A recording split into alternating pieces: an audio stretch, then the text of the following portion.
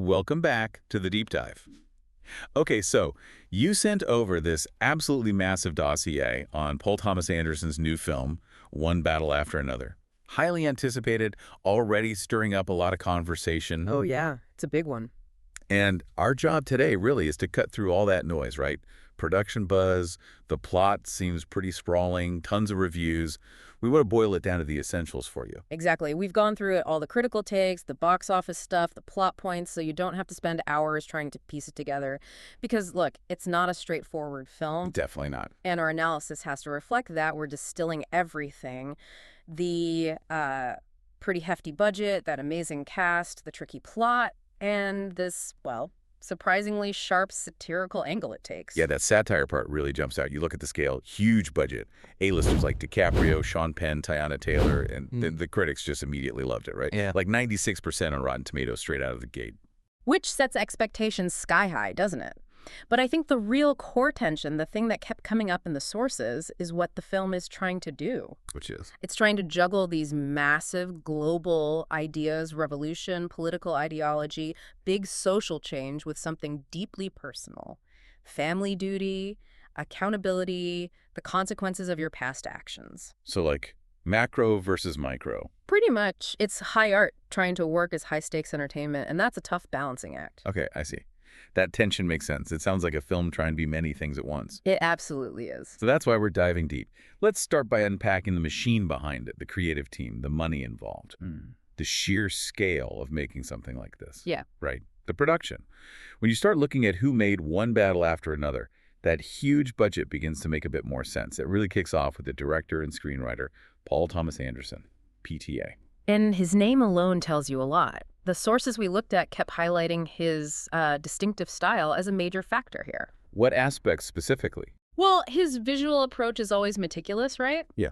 But also his pacing, it can be dynamic, sometimes quite unconventional. And he really commits to these dense, character-focused stories. So when a studio backs him with this much money, they're essentially betting on that specific vision. Exactly. They're buying into his artistic control, probably more so than with a typical big-budget project. They know they're not getting a standard formula film. And he definitely brought in the talent. I mean, the cast list is just stacked. It really is. You've got Leonardo DiCaprio, Sean Penn, Benicio del Toro, Regina Hall, Chase Infinity, and Teyana Taylor, who seems to be getting a lot of buzz. Yeah, she does. And the notes about DiCaprio are interesting, too.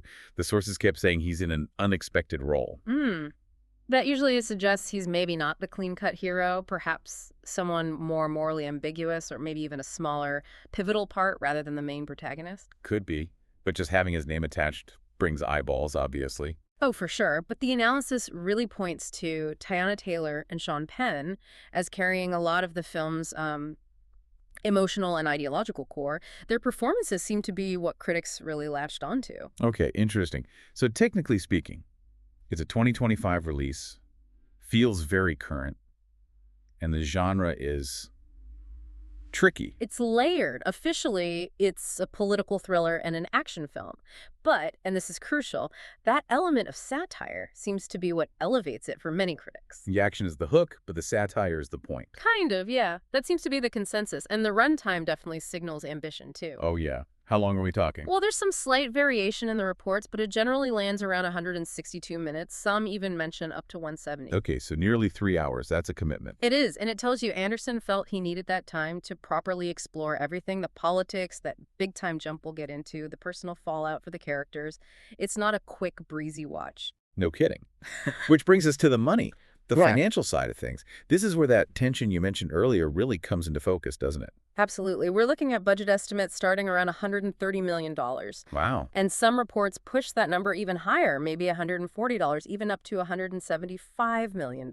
That is just a staggering amount for a film that sounds so intellectually dense and politically charged. It's a massive gamble, and this is where reality bites a bit. The sources all cite the initial worldwide box office gross at roughly $48.5 million. Oof, okay. So $130 million minimum budget, maybe much more, versus less than $50 million back initially. Precisely. And the reviews, even the glowing ones, don't shy away from this. They state pretty directly that those early box office numbers, quote, may not justify the film's large budget. That really puts the critical acclaim in a different light, doesn't it? You can have a 96% Rotten Tomatoes score, but if the economics don't work. It raises big questions about whether studios can keep financing these kinds of ambitious, auteur-driven projects that aren't based on existing IP or franchises. So even with rave reviews, its financial footing seems shaky, at least initially. Very much so. It becomes a case study, almost, in that clash between artistic ambition and commercial viability at the blockbuster level. Maybe it finds its audience later through streaming or awards buzz. For international markets? Possibly, but that initial reception definitely shifts the conversation. It's not just about the plot anymore, it's about the business model for serious cinema on this scale. Okay, so you've got the picture. Huge scale, big names, critical darling, but facing some serious financial headwinds. Let's get into the story itself now. The narrative. Because this is where things apparently get quite complex. Yeah, the structure seems to be a key point of discussion, both positive and negative. It weaves together different timelines, different motivations. So where does it start? What's the initial setup? It kicks off by focusing on this leftist revolutionary group called French 75. French 75, like the cocktail. Yeah, presumably intentional. The name itself isn't historical, apparently, but it's designed to evoke those radical cells from the, say, 70s or 80s, groups using direct action against the state. And what are they doing? The sources say their targets are very specific. Banks, government buildings, infrastructure. They're aiming at the symbols and mechanisms of political and economic power. Okay, so serious stuff. Who are the main players in this group? The key figures introduced early on are Perfidia, played by Teyana Taylor, and a guy named Pat Calhoun. Perfidia. Interesting name choice there, too. Right. It kind of signals where things might be headed, because the film quickly shows that this initial revolutionary fire doesn't last. There's a turning point. What happened? Perfidia gets captured, and while she's in custody, the sources are a bit vague, but indicate she gets involved in certain secret agreements. Agreements? With who? The authorities? It implies that, yeah, a deal, maybe information traded, maybe a compromise of their ideals to protect others. It's left ambiguous, but the effect is immediate. Let me guess. It fractures the group. Completely. The sources explicitly mention it sows mistrust among the group members. That ideological purity, that unity, it just shatters. It's a classic story arc for groups like this, right? Idealism hitting hard reality. Okay, so that mistrust becomes the core conflict driving things forward. It becomes the legacy they have to deal with. Because then the film does something bold structurally. It jumps forward 16 years. 16 years. Wow. That's a significant leap. Huge. The revolution is over, basically. Now it's about the aftermath. And the focus shifts to a new protagonist, Bob Ferguson, just called Bob, who's apparently part of that original group. Former revolutionary. And what's his deal 16 years later? His mission is entirely different now. Yeah. It's personal. He's trying to protect this young woman, Willa. And who is Willa? She's believed to be the daughter of Perfidia and Pat Calhoun from back in the French 75 days. So Bob is trying to shield her from the fallout of her parents' past. Ah, okay. So the grand political struggle morphs into this very intimate protective mission. Exactly. And the film's complexity, according to the analysis, comes from how Anderson keeps forcing these two worlds, the revolutionary past and the protective present, to collide. Can you give an example? Well, one detail mentioned is a moment where Bob has a choice. Reconnect with an old comrade from the group or ensure Willa gets somewhere safe. And he chooses Willa. The personal repeatedly overrides the political ideal. That sounds like the real heart of the film then. This tension between the big ideas and the small human connections. That's what the sources emphasize. The dynamic between, daughter, father figure, the absent or compromised mother, all playing out against the backdrop of a society that won't let that past die. And does it build to a resolution or confrontation? It builds to a major confrontation, specifically between Bob and Willa. This is where the full story of Perfidia's secret agreements and her actual role 16 years ago supposedly comes out. So the climax is about revealing the truth of the past. And facing the consequences. The idea seems to be that the choices made back then, the compromises, the betrayals perhaps, they cast a very long, very damaging shadow on the next generation. Willa is living with the weight of those ideological battles. It makes it all feel incredibly tragic and personal. Okay, that narrative structure sounds intense. Let's shift gears slightly and dig into the thematic framework. This seems to be where the film really aims high. justifying that critical praise. It's using this action plot to ask some big questions. Definitely. The most obvious theme is revolution and resistance itself. It looks at these nationalist movements pushing back against injustice, against state power. But not in a simple, heroic way. No, not at all. It explores the duality, you get the initial, maybe hopeful explosion of revolutionary energy, but then also the long, grinding aftermath, that struggle between hope and doubt, as the sources put it. What happens when the initial fire fades and you're left questioning if it was all worth it? It sounds pretty bleak, actually. It leans into the difficulty, for sure, which ties directly into the next big theme, values and accountability. Meaning, Once you act, especially in these extreme ways, you own the consequences. Bob and Perfidia are shown grappling with this constantly. The fallout from their choices made to protect, mistakes made under pressure, maybe ideological compromises. you can't escape their past actions. Not at all. And this creates what the sources identify as the film's central dilemma. How do you possibly balance these huge, world-changing revolutionary goals with the basic human need to protect your family? The macro versus micro again. Exactly. And the film apparently presents it as a trap. Prioritize the cause. You might fail your loved ones. Prioritize your family. You might betray the movement or the ideals you fought for. There's no easy answer offered. That sounds challenging for an audience. It forces you into that gray area. Right. It avoids simple moral judgments. Which leads us to maybe the most talked about aspect, the satire. Yeah, DiCaprio called it a timely satire. What makes it timely? It's set partially in the past, right? It is, but it uses that historical setting, that French 75 group, as a lens to comment on today. The sources are clear that the satire is aimed squarely at contemporary issues. Like what? Things like extreme political polarization, the way ideology can become rigid and blinding, the massive increase in state surveillance, and even how modern activism works, or doesn't work. So, by showing this 70s, 80s style revolutionary cell, Anderson is actually critiquing now. That seems to be the interpretation. The tools might change, maybe less wiretapping, more data mining now, but the fundamental power struggle between dissent and state control, and the paranoia that breeds, that feels very current. Huh.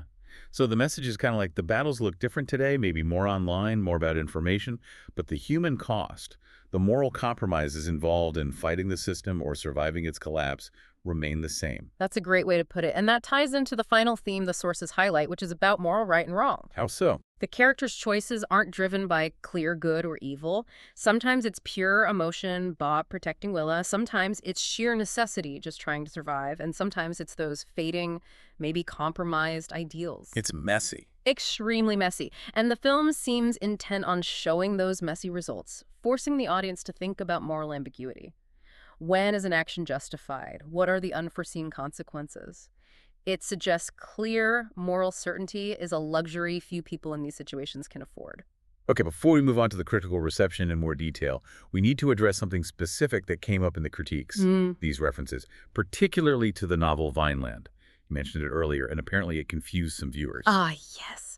The Vineland connection. This is important if you're trying to fully unpack the film's layers. Thomas Pynchon's novel. So it's not just a throwaway line. Definitely not. Look, Pynchon's work, and Vineland specifically, is this huge, sprawling, often quite funny but also deeply paranoid exploration of what happened after the 60s counterculture fizzled out. It deals with failed radicals, government infiltration, people living off the grid, the long shadow of the Nixon era, the sense that the dream died and got replaced by something much weirder and more compromised. So when Anderson references Vineland, he's essentially tapping into that whole thematic territory, the hangover from Revolution. Precisely. For viewers who know Pynchon, it's like a key. It signals the tone. Post-idealistic, darkly funny, satirical, deeply suspicious of power. It frames the whole narrative. But if you don't know the book, then it probably just feels like some obscure, unexplained detail, which likely contributes to those criticisms we saw about the film feeling scattered or overly elaborate at times. Right. It's a choice that adds depth for some, but creates a barrier for others. Exactly. It's a classic PTA move in a way. He often embeds these dense literary or historical references.